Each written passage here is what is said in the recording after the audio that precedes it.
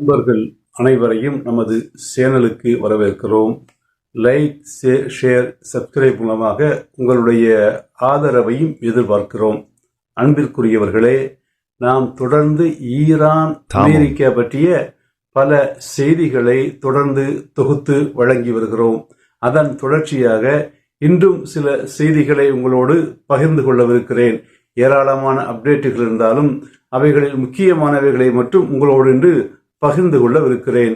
Iran அது மாதிரி அமெரிக்காவிடையே சமாதான பேச்சுவார்த்தைகள் நடைபெறக்கூடிய வாய்ப்பு இருப்பதை இதற்கு முன்னால உள்ள செய்திகள்ல வீடியோவில் நான் சொல்லியிருந்தேன். அதன் தொடர்ச்சியாக இன்னும் பல செய்திகள்.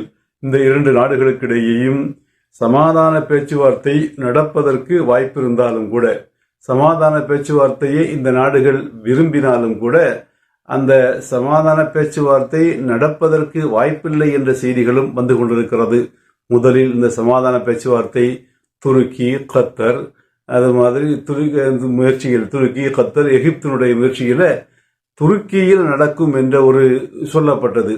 ஆனால் துருக்கி மேல எங்களுக்கு நம்பிக்கை இல்லை, இந்த பேச்சுவார்த்தையை ஓமனுக்கு மாற்றிவிட வேண்டும் என்று ஈரான் வைத்த கோரிக்கையை ஆரம்பத்தில் நிராகரித்த அமெரிக்கா தற்போது அதை ஏற்றிருப்பதாக சொல்லப்படுகின்ற அதே வேளையில இந்த பேச்சுவார்த்தையினுடைய கருப்பொருளாக எதை பற்றி பேச வேண்டும் என்பது பற்றி அமெரிக்கா சில விஷயங்களை சொல்லியிருந்ததை இதற்கு முந்தி உள்ள வீடியோவில் நான் சொல்லியிருக்கிறேன். அதில் நீங்க பார்த்தா தெரியும். அது மாதிரி ஈரானும் சில விஷயங்களை சொல்லியிருந்தது. கடைசியில் அமெரிக்கா சொன்ன விஷயங்கள் பலவற்றை ஈரான் ஏற்க மறுத்து விட்டது. அந்த பேச்சுவார்த்தை என்றால் அணு ஆயுத பரவல் தடுப்பு சட்டத்தை பற்றி வேண்டுமானால் பேசிக்கொள்ளலாம்.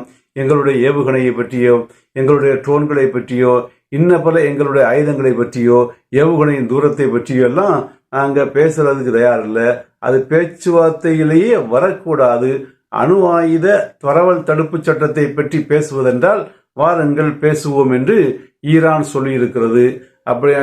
இப்படி சொன்னதன் மூலமாக அமெரிக்காவினுடைய பல கோரிக்கைகளை ஈரான் நிராகரித்திருப்பதனால இந்த பேச்சுவார்த்தைக்கு நடக்க வாய்ப்பில்லை என்று ஈரானே அமெரிக்காவிற்கு சொல்லிவிட்டதாக சில செய்திகள் வந்து கொண்டிருக்கிறது.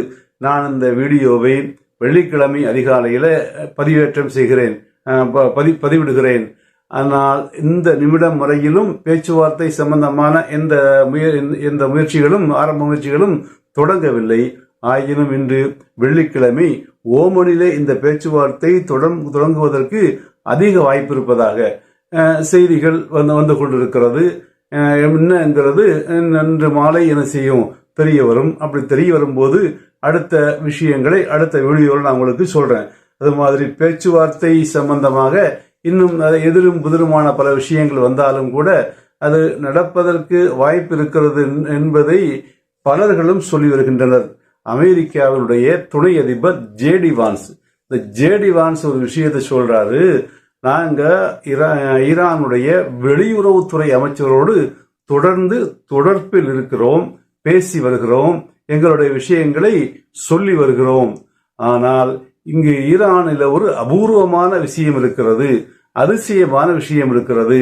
எங்களை பொறுத்தவரை சீனா எங்களுடைய எதிரி நாடு, எங்களை பொறுத்தவரை ரஷ்யா எங்களுடைய எதிரி நாடு, எங்களை பொறுத்தவரை வடகொரியா எங்களுடைய எதிரி நாடு. இவைகளெல்லாம் எதிரி நாடுகளாக இருந்தாலும் கூட ட்ரம்ப் நினைத்தால் ரிசீவரை எடுத்து உடனடியாக புட்டினோடு பேச முடியும், சீன அதிபரோடு பேச முடியும், வடகொரிய அதிபரோடு பேச முடியும். ஆனால் எங்களால ஈரானுடைய உயர்மட்ட தலைவராக அதிகாரத்தினுடைய முக்கிய புள்ளியாக இருக்கக்கூடிய அந்த ஆயத்துல்லா அலி காமேனி இருக்காருல்ல, அவற்றை எங்களால பேச முடியாது.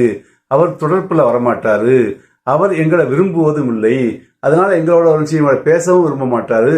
அவருக்கு அடுத்த நிலையில் உள்ளவர்கள் அவரிடம் கேட்டுத்தான் விஷயங்களை சொல்கிறார்கள் தவிர நான் அவரோடு நேரடியாக பேசிட்டோம்னாக்கா சில விஷயங்களுக்கு என்ன செய்யலாம், தீர்வு கண்டுவிடலாம். ஆனால் அதற்குரிய வாய்ப்பு இல்லாமல் இருப்பது ஈரானை பொறுத்தவரையிலும் அது ஒரு அபூர்வமான விஷயமாக, ஆச்சரியமான விஷயமாக இருக்கிறது. அதே சமயத்துல துருக்கி அதிபரும் எர்துகான் சொல்லும் போது சொல்றாரு, இந்த பேச்சுவார்த்தை நடத்தப்பட வேண்டும், துருக்கியில் நடத்தினாலும் சரி வேற எங்க நடத்தினாலும் சரி இந்த பேச்சுவார்த்தை நடத்தப்பட வேண்டும், அது நிச்சயமாக பயன் தரும். ராணுவ அந்த தீர்வுகள் அட்டாக் எல்லாம் செய்வது ஒரு தீர்வாகாது, அதற்கு நாங்கள் ஆதரவாக எப்போதுமே என்ன இல்லை என்ற ஒரு விஷயத்தை யார் சொல்லியிருக்கிறாரு? எருதுகானும் சொல்லியிருக்கிறாரு. அது மாதிரி ஈரானுடனான பல்வேறு ஒப்பந்தங்களை நாங்கள் செய்திருக்கிறோம். ரஷ்யாவுடைய வெளியுறவுத்துறை அமைச்சர் சொல்றாரு, நாங்க என்ன ஒப்பந்தங்கள் செய்திருக்கிறோமோ அந்த ஒப்பந்தங்கள்ல என்ன விஷயங்களை நாங்கள் குறிப்பிட்டிருக்கிறோமோ அந்த விஷயங்களில் ஈரானுக்கு நாங்கள் முழு உதவியாக கடைசி வரையில் என்ன செய்வோம், இருப்போம் என்ற ஒரு விஷயத்தையும் உறுதிமொழியையும் ரஷ்யாவினுடைய ஃபாரின் மினிஸ்டர் கொடுத்திருக்கிறாரு. அது மாதிரி ஈரானுடைய அதிகாரப்பூர்வ செய்திகள் சொல்லக்கூடிய மற்றொரு விஷயம், ஈரானுடைய அந்த ஏவுகணை திறன்கள் எல்லாம் மேம்படுத்தப்பட்டு விட்டது. ஈரானுடைய பிளாஸ்டிக் ஏவுகணைகள் எல்லாம் புதுப்பிக்கப்பட்டு விட்டது. அது முழு பலத்தோடும் மேம்படுத்தப்பட்ட சக்தியோடும் தற்போது களத்திற்கு கொண்டு வரப்பட்டு விட்டது என்ற செய்தியையும் ஈரான் தெரிவித்திருக்கிறது. அது மாதிரி ஈரானுடைய புரட்சிப்படை தளபதிகள் ஒருவரான இப்ராஹிம் என்பவர் சொல்றாரு, யுரேனியம் அது மாதிரி ஏவுகணைகள் இவைகளை பற்றியெல்லாம் எங்களுடைய உள்நாட்டு தேவைக்காக வேண்டி தேவைப்படுகின்ற யுரேனியம், அது மாதிரி எங்களுடைய பாதுகாப்பு தேவைக்கு அவன் தேவைப்படுகின்ற ஏவுகணைகள், இவைகளை பற்றியெல்லாம் பேச்சுவார்த்தையில பேசுவதற்கு வாய்ப்பே இல்லை.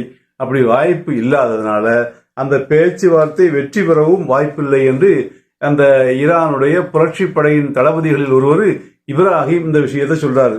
அது மாதிரி ஈராக் இருக்கு இல்லையா, ஈராக்கினுடைய பிரதமர் சொல்லும்போது சொல்றாரு, இதுல பேச்சுவார்த்தை நடைபெறுவதற்கு நாங்கள் உதவி செய்வோம், பேச்சுவார்த்தை நடைபெற வேண்டும், போரை எப்பாடுபட்டாவது தவிர்ப்பது என்பது ஒரு முக்கியமான விஷயமாக இருக்கிறது, கடமையாக இருக்கிறது. ஏனென்றால் போர் அழிவை கொண்டு வரக்கூடியது, இரு சாராருக்கும் அழிவை தரக்கூடியது. இதை போரை தடுக்கணும், அதற்கு பேச்சுவார்த்தைகளுக்கு நாங்கள் என்ன செய்வோம், உதவுவோம் என்று ஈராக்கினுடைய பிரதமரும் அறிவித்திருக்கிறார். அது மாதிரி ஈரான் அமெரிக்கா தளங்களை, அதாவது இந்த போர் நடந்தால் சாதாரண அமெரிக்காவோட 2 கப்பலை தாக்குறது, அமெரிக்கா எங்களை தாக்குவதோடு நிற்காது, வளைகுடாவில் இருக்கக்கூடிய 45,000 ராணுவ வீரர்கள், அமெரிக்காவினுடைய ராணுவ வீரர்களையும் குறிவைக்கக்கூடியதாக இருக்கும். முதல் கட்டமாக இஸ்ரேலை தாக்கக்கூடியதாக இருக்கும், இஸ்ரேலில் இருக்கக்கூடிய இதர ராணுவ தளங்களை தாக்கக்கூடியதாக இருக்கும். ஆக அமெரிக்காவினுடைய தளங்கள் இங்கு இந்த வளைகுடா பகுதியில் எங்கெல்லாம் இருக்கிறதோ அங்கெல்லாம் சென்று தாக்குவோம். அப்படி தாக்குவது எங்களுக்கு எளிதானதாகத்தான் இருக்கிறது, எங்களுடைய இலக்குக்குள்ளதான் அவங்க எல்லாம் இருக்கிறாங்க என்று ஈரானுடைய அந்த படையின் செய்தி தொடர்பாளர் ஒரு தகவலை பகிர்ந்திருக்கிறார். அது மாதிரி விழுந்த அமெரிக்காவுடைய வெளியுறவு அமைச்சர் இருக்கிற இல்லையா, மார்க் ரூபியோ, அவர் ஒரு செய்தியில சொல்றாரு, நாங்க பேச்சுவார்த்தை நடத்த முயன்று கொண்டிருக்கிறோம், இந்த பேச்சுவார்த்தை வெற்றி பெறுமா பெறாதா என்பதை இப்போது எங்களால் சொல்ல முடியாது, ஆனாலும் பேச்சுவார்த்தை மூலம் தீர்ப்பதுதான் சிறந்தது என்பது ட்ரம்பினுடைய எண்ணமாக இருப்பதனால அதற்கு நாங்கள் என்ன செய்வோம், முயலுவோம், முயற்சி செய்வோம், முயன்று கொண்டிருக்கிறோம் என்ற செய்தியை அந்த மார்க் ரூபியோவும் சொல்லியிருக்கிறாரு. அது மாதிரி ஈரானுடைய அந்த பத்திரிகையாளர் குழு இருக்கு இல்லையா, அந்த பத்திரிகையாளர் குழு என்ன சொல்றதுன்னா, ராஜ்ய ரீதியாக பேசுவது முக்கியம்தான், அந்த ராஜ்ய ரீதியாக பேசுவதை விட பேசுறதுல உள்நாட்டு நலன்களை நாங்கள் செய்ய மாட்டோம், விட்டு கொடுக்க மாட்டோம், எங்களுடைய பாதுகாப்பு விஷயங்களை விட்டு கொடுக்க மாட்டோம். அப்ப எங்களுடைய பாதுகாப்பா எங்களுடைய உள்நாட்டினுடைய இறையாண்மையா என்றால் அந்த உள்நாட்டினுடைய இறையாண்மை தான் எங்களுக்கு முக்கியம். அதனால இந்த பேச்சுவார்த்தை ஒரு சமயம் முறிந்தாலும் கூட இந்திய ஈரானிய தேசம் போருக்கு தயாராக இருக்கிறது என்ற ஒரு செய்தியை அவர் சொல்லியிருக்கிறார். அது மாதிரி ஈரானுடைய வளங்கள், அதாவது ஏவுகணை மாதிரி கடல் படையும் ஸ்ட்ராங்காக வலுவாக ஈரானிடம் இருக்கிறது. கடல் படை என்றால் பெரிய பெரிய கப்பல் என்று நினைத்து விடாதீர்கள். போர்ட்டுகளை அவங்க பலவிதமான போர்ட்டுகளை, ஒரு 6-7 ரகங்கள்ல போர்ட்டுகளை அவர்கள் வடிவமைத்திருக்கிறார்கள். இது மிகப்பெரிய ஒரு அபாயத்தை ஏற்படுத்தக்கூடிய விதத்தில் வடிவமைத்திருக்கிறார்கள். எப்படின்னாக்கா, அந்த 2 தினங்களுக்கு முன்பு ஒரு செய்தி வந்தது. என்ன செய்தி வந்ததுனாக்கா, அந்த அமெரிக்காவுடைய போர்க்கப்பல் இருக்கு இல்லையா, ஆப்ரஹாம் லிங்கனுக்கு மேலே பிறந்த ஈரானுடைய 2 ட்ரோன்கள், ஷாஹித் 131 என்ற 2 ட்ரோன்கள் தொடர்ந்து பறந்து, அதாவது இது ஸ்கேன் செய்து கொண்டிருந்ததாலும் செய்திகளை சேகரித்துக் கொண்டிருந்ததாலும் ஆத்திரமடைந்த அந்த அமெரிக்க போர்க்கப்பலில் இருக்கக்கூடிய ராணுவ வீரர்கள் அந்த ட்ரோன்களில் ஒன்றை சுட்டு வீழ்த்தி விட்டனர். ஈரானிய ட்ரோன்களில் ஒன்றை சுட்டு வீழ்த்தி விட்டனர். ஆனால் இதற்கு ஈரான் பெரிய ஒரு ரியாக்ஷன் எல்லாம் காட்டல. அவன் நினைச்சிருந்தா காட்டி இருக்க முடியும். அந்த ஆப்ரஹாம் லிங்கன் என்ற கப்பலையே செஞ்சிருக்க முடியும், தாக்கி இருக்க முடியும். அந்த ஆப்ரஹாம் லிங்கன் என்ற கப்பல் எங்களுடைய இது ஏவுகணை இலக்குகளில் தான் இருக்கிறது என்று பலமுறை ஈரான் சொல்லிவிட்டது. அது சர்வதேச கடல் எல்லையில இருக்குது. ஈரான்ல இருந்து ஒரு பல செய்திகள் வருது.